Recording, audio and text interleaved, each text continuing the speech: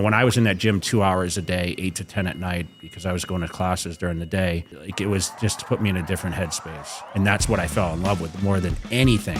And then the progress on top of that and the success, it just made me feel good. And that's how I explain even today, bodybuilding at almost 50 years old. Going to the gym every day is still my favorite part of the day. It doesn't matter how successful or what a kind of career I had and looking at accolades. It's what I love to do.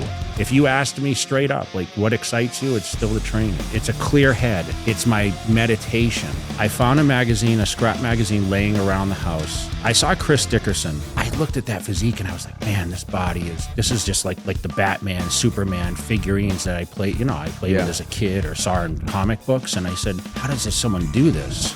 Pushing their bodies to the limits. And it kind of excited me. And I actually did not join the gym and start bodybuilding until I was on my 18th birthday, which was August 3rd, 1991. I joined the local Gold's Gym in Worcester, Mass, and the rest is history.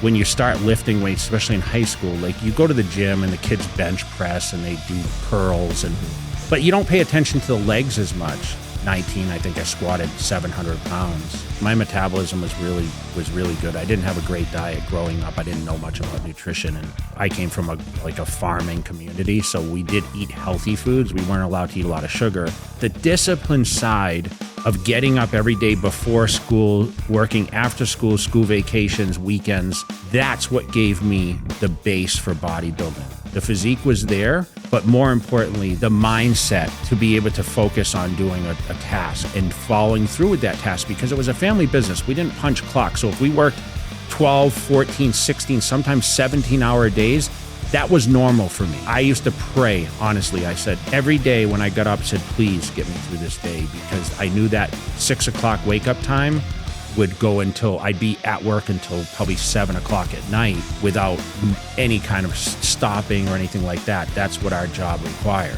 And I don't know where it would have led me, but I still would have been proud to do it. That's what my dad wanted me to do. So when I started bodybuilding in the beginning, it was kind of like, you sure you can make a living at this? I've been able to go to the top and chase the mountain, right? And just conquer the mountain. And now, of course, I've come down the other side and I've had all these things that I've branched off and done and had great success, but I'm still able to, carve out, whether it's an hour a day, to meditate and do my training and not think about these things. Like the phone has to go off, and we didn't have this extension back when I started, which was the phone. Now it's like anytime you use the bathroom or you you're on your phone, right? I will listen to music sometimes, but I actually train at a gym a majority of the time here that's very exclusive, and there's not really any music playing, so it allows me to really zone in. And I have like the routine that I just follow, and I do a body part or two a day, and it really depends on my mood. It depends on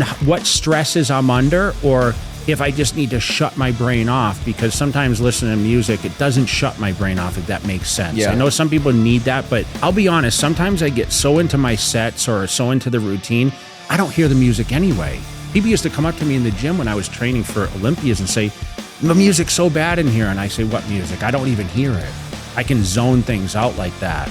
You have to, because when you have that tunnel vision on what you do, that's my greatest ability, is to be able to block all noise